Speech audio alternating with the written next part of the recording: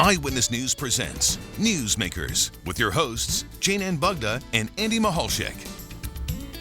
Hello and welcome to Newsmakers. I'm Andy Mahalchik. And I'm Jane Ann Bugda. We continue to feel the impact of COVID-19 in many ways every day. And today, our conversation is focusing on the pandemic and domestic violence. And while help and services are available, advocacy groups are concerned COVID is complicating a victim's call for help. Today we'll introduce you to our guest, and our conversation will begin when this edition of Newsmakers returns right after this. Welcome back to Newsmakers. I'm Jane Ann Bugda along with Andy Mahalchik, and today we're taking a look at how the continuing effects of the pandemic are impacting our everyday life. And today our focus of our show is on domestic violence. And Andy, you've covered a number of stories during the pandemic on this very subject. And we've seen a lot of incidents and cases where there's no, of course, a data linking it, but it's a good bet COVID played a role in that situation because of it led to domestic violence. And we are calling on our friends at the Domestic Violence Service Center to join us today. And we are joined by Sherry Castrine. She is the Development Coordinator, and Tammy Rogers, who's the Education Coordinator. And we want to thank you both for joining us on Newsmakers today to delve a little bit more into this very important topic. And thank you both for being with us. And we want to start by just giving our viewers a little bit of a history of the Domestic Violence Service Center so they know what you're all about. Okay. Actually, the Domestic Violence Service Center started back in 1976. It was one of the very first founding organizations for the Pennsylvania Coalition Against Domestic Violence. We started as just a group of volunteers that sat around a table and decided that they needed a shelter for victims of abuse and their children, because there were more shelters for animals than there were for abused women. So they got together and they started the Domestic Violence Service Center. And we have grown throughout the years from just a little, 13-bed facility to now we can house up to 24 people. And when we're talking about domestic violence, maybe people at home may not really consider what is domestic violence. So just give us some examples of what is domestic violence? Domestic violence is defined as abuse in a person-close-and-no relationship. It's the use of power and control over another person. The usual scenario is that a lot of people think of it as just the physical aspect of it, but there's more to it. There's the verbal abuse, the name-calling, the put-downs. There's also the economic abuse, the financial abuse, where they control all the finances. There's also the emotional abuse, where they make the person think that they're going crazy. There's also sexual abuse, and then there's also the threats to harm. I'll kill myself if you ever leave me. A lot of times, people just think of it as, they're not going through domestic violence because of the fact that, oh, well, I'm not getting beaten. But there's so much more to it. And that's what we're here for, is to be able to provide those services and help people realize that what's it going to take before the first strike hits, or, somebody ends up that they're very severely beaten or they're dead. And this COVID-19 pandemic obviously has turned our world in many ways upside down. It's not what we knew, 8-9 months ago, especially if you're in a situation, ladies, with domestic violence. How now, with maybe sometimes the abuser or the perpetrator in the house, how can you help these folks? How can they call for help, and how can you help them from afar? I mean, just explain the whole dynamic with this pandemic.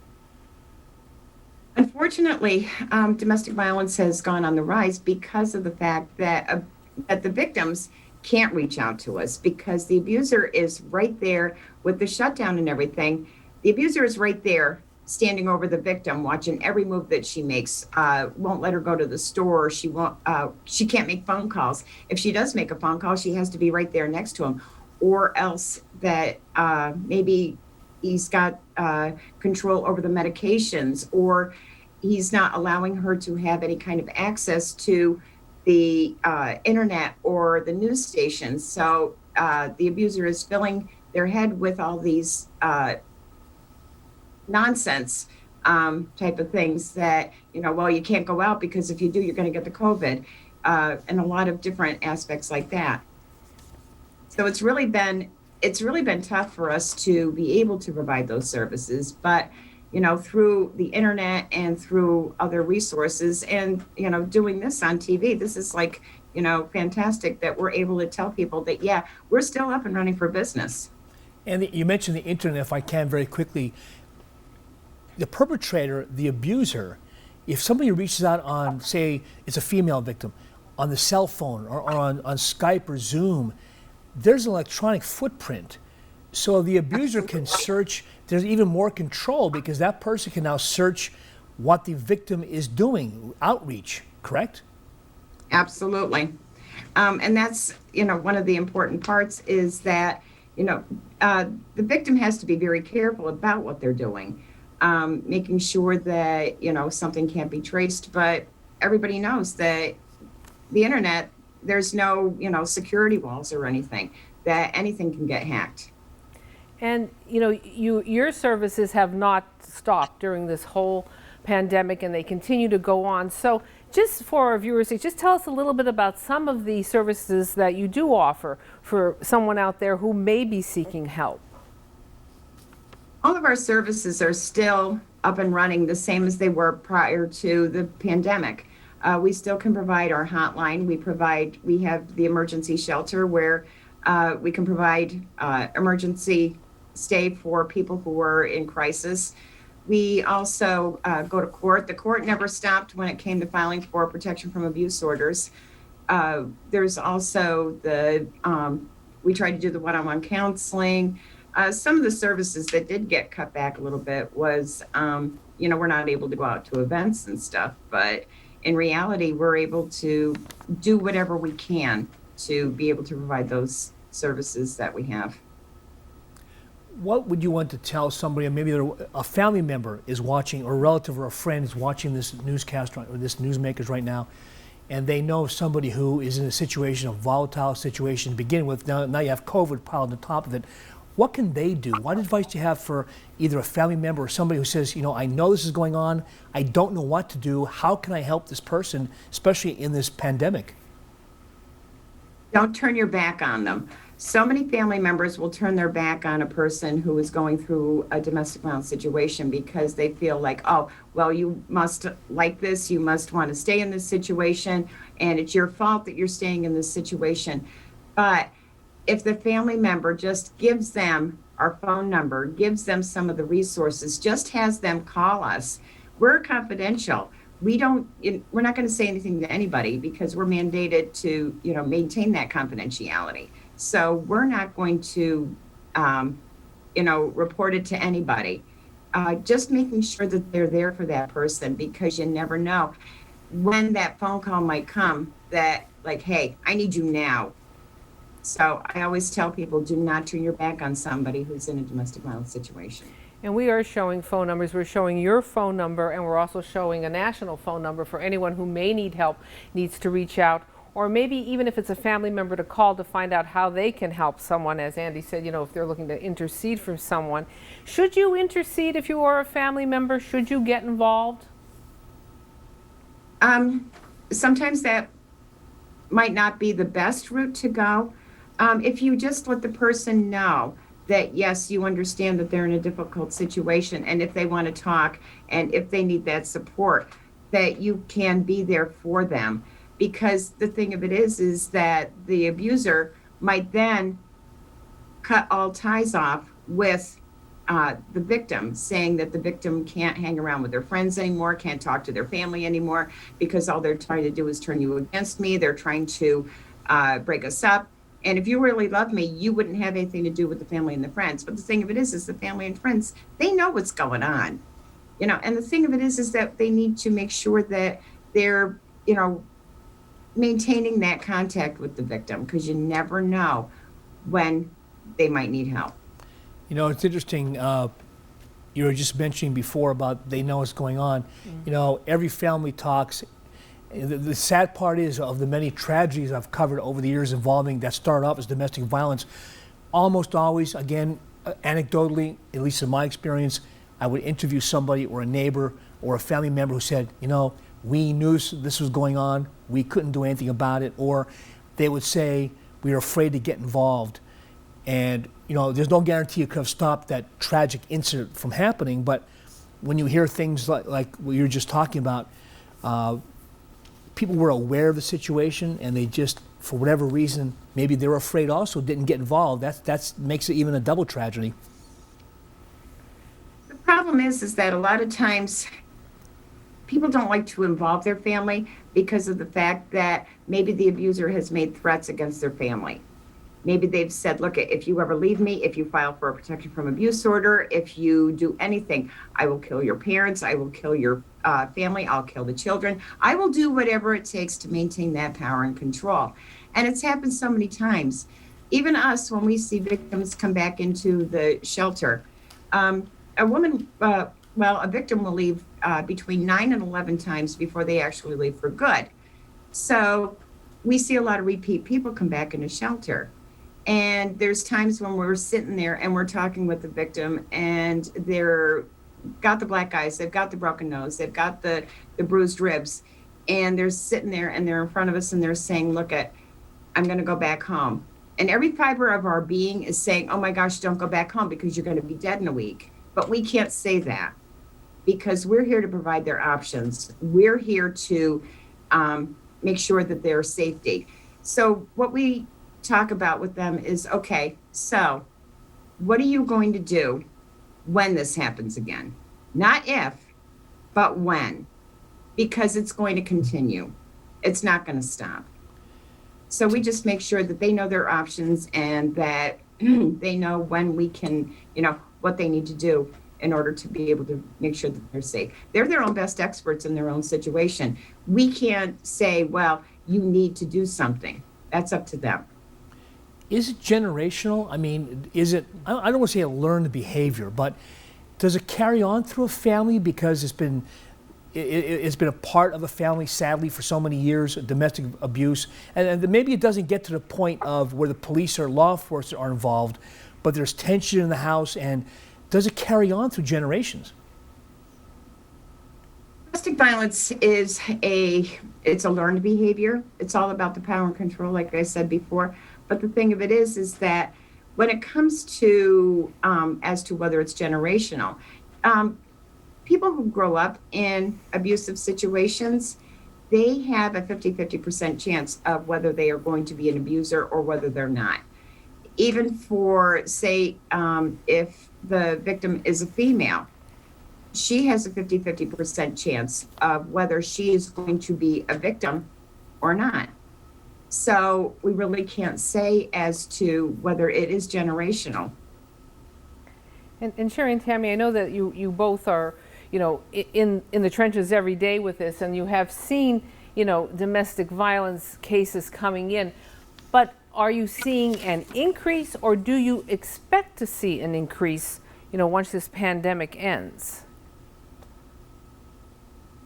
Every year our numbers have gone up, so we don't expect it to be any different. Since the beginning, every year our numbers increase. It just continues on, and that's why we're here to help those victims as those numbers increase. And how is your team? How have you changed your way of handling cases? Are you do people still come into you, or how do they seek you out? Is it more of a phone call now rather than visiting your office, or can they visit your offices? Right now, what we're doing, we've always done a lot of the hotline work. Okay. However, because we can only house 24 people at a time, that's when before COVID hit. Now we really have to make sure that we're doing the whole social distancing aspect. So we've been able to house people in other places throughout the community if they need shelter. So, and we've been working with local hotels to be able to do that. we're not taking like people for one-on-one counseling per se because of the whole COVID. So we're doing a lot of it through virtual meetings or through a lot of, like I said, hotline calls. And, I do want to ask this because we do live now in an area where we do have a lot of people who are Latino, Hispanic. Do you offer services also in Spanish? Absolutely. We have, every shift has a Spanish-speaking counselor advocate on duty to answer the hotline. So there's always somebody here to be able to take a Hispanic or somebody who speaks Spanish call. Even if we get a language that we don't know or that nobody speaks, we have the access to language lines. So we're able to facilitate that whole conversation through them.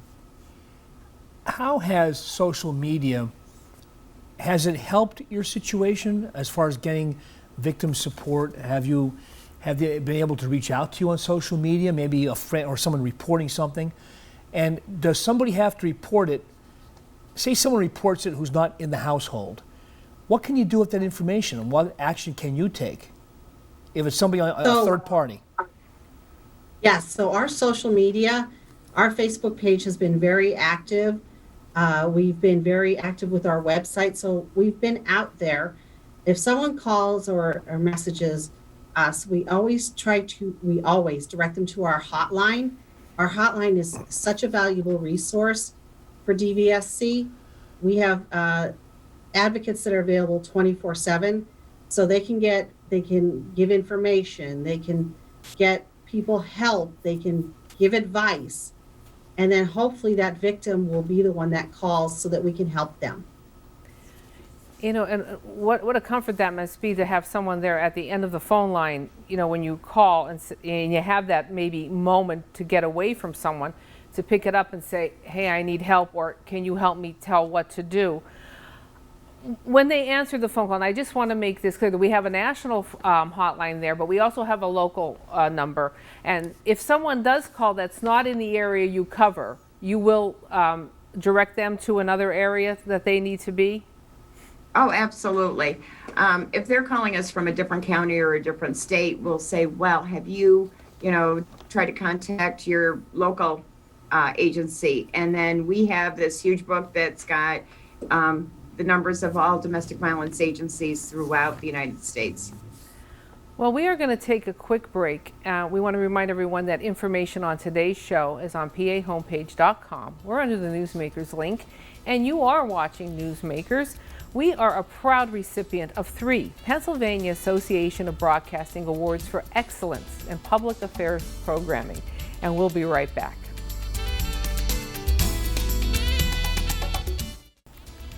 Welcome back to Newsmakers. Jane Ann Bugda along with Andy Mahalchik, and our guests today are from the Domestic Violence Service Center. We are joined by Sherry Castrine, who's the development coordinator, and Tammy Rogers, who's an education coordinator. And we want to talk a little bit about, you're bringing awareness to the people, and you can't get out there in the community, but you took a new approach to the place at the empty table event, and you went virtual with it this year. And I watched it. It's very emotional, and we have it linked up to our website, and I encourage everyone to watch it. Explain a little bit about what the event is and how it's done virtually this year. This year, unfortunately, we were forced to do the empty place at the table online. This is the first year we've ever done that. There's only been one other year since I've been with the agency that we weren't able to do it at the courthouse in Luzerne County. We had to do it at Wilkes, but that was because the courthouse was under construction at the time. It was very different. Each place setting on the table represents somebody who died as a result of domestic violence. The place settings are placed there by the family members in remembrance of their lives and what they liked most about, in their lives.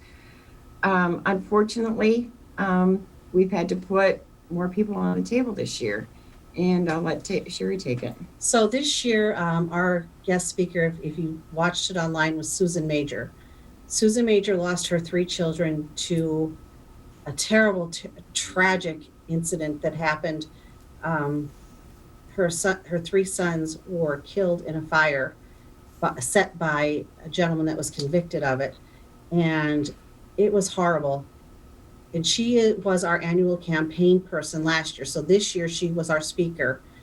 And to see those children's place settings was the most heart-wrenching thing you ever could imagine.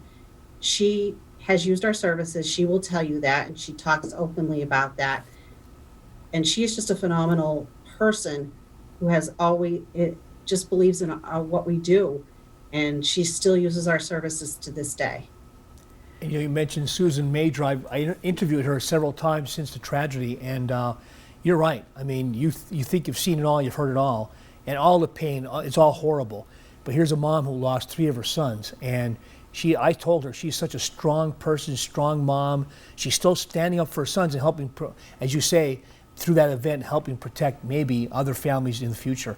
But I just want to give that Susan Major a shout out. And just unbelievable. And each story at that table, and I encourage people to watch it virtually, and you should always put it online, because for someone to see this, it really hits home for people to understand. Do you know, in a way, and I could see where once hopefully this COVID situation passes and you have it next year, maybe even a dual online, because now it reaches so many more people as well. But I noticed also, I spoke at the group, at the event several years ago, and I said to these folks, there's support amongst themselves. There's a common support, a common pain.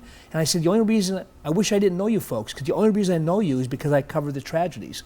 And so I want to give you credit for what you do, because it just rips your heart apart. And in doing these events, and as for fundraisers, how are you funded? How are you raising money, and what do you need? Oh, absolutely. So Domestic Violence Service Center is a member program and subcontractor of the Pennsylvania Coalition Against Domestic Violence. Lots of big words there, but we do receive funding from PCADV. In addition, we are member agencies of the United Way of Wyoming Valley, the United Way of Hazleton, and the United Way of Lehigh Valley. So they do fund us as well, as much as they can. We rely on state, local, and federal funding when it's available. But, in addition, we rely on the generosity of the community. One thing that has hit us really hard this year is because of COVID, we had to cancel 2 of our major events. When Tammy talked about abuse, a lot of times pets are abused. And it's because the abuser will say, if you leave me, if you go away, I'm going to hurt your pet. I'm going to kill your animal. So we have a foster pet program here at the agency, and we try to raise awareness with a walk that we do in April. It's called a Purple Paws Walk. So that walk was scheduled right when COVID came, and there was just no way around it. We ended up canceling it.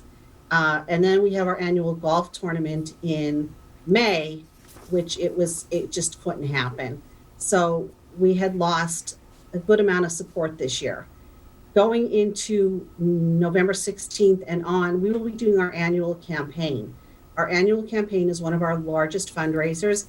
It helps us not only raise awareness, because we always have a new speaker who tells a story and asks the community for support, but then we send out a mailing that also really, it hits home when you see it in print, and then we ask for donations. We're rapidly running out of time. I'm going to ask you one quick question. Can people still volunteer? Can they help out? Somebody might be watching this now and say, what can I do to help out? Of course, donations are great, but can they help out physically to volunteer? Absolutely. Part of my position is I'm the volunteer coordinator as well.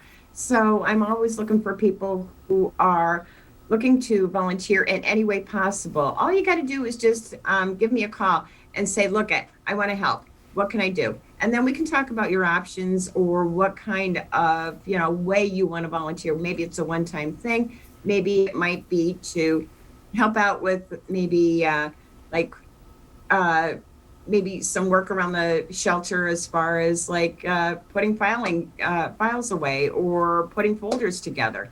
Anything will help. So please just give me a call or email me, and we can definitely get you going. And we have about a little bit less than a minute, but I just do want to ask if someone did want to even perhaps even give a donation and maybe to help you out, what are you looking for, monetary, and what other type of donations? We have monetary, we have gift cards, and on our website we have a wish list of everything that we can use in the shelter. So what we'll do is we'll link that wish list up to our website on pahomepage.com so that people can look on there and perhaps donate gift cards, donate their time, or give a monetary donation. Sherry and Tammy, we want to thank you for what you do every day and in the trenches and helping people. And we hope today that we have brought awareness to what you do and hopefully given somebody out there who may need help a place to call. And to you and your staff and your volunteers, keep up the great work, and thank you for the work again you do for our community. Thank you. Thank you. Thank you for having us. And again, you can find information on today's show on pahomepage.com. We are under the Newsmakers link. For Andy Mahalchik and everyone behind the scenes, I'm Jane Ann Bugda. We thank you for making Newsmakers part of your day, and we'll talk again next time.